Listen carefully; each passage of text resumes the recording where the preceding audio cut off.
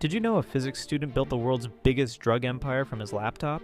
Ross Ulbricht seemed like any normal graduate student at Penn State, but secretly, he was creating something that would change crime forever.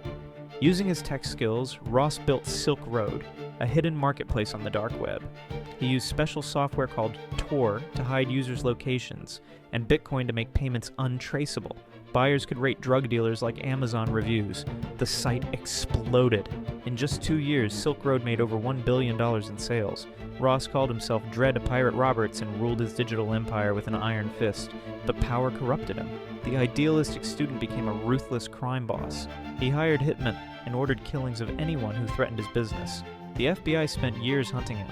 In 2013, they found Ross at a San Francisco library, logged into Silk Road as he typed orders to his criminal network. Today, Ross serves life in prison without parole, but his creation changed both crime and law enforcement forever.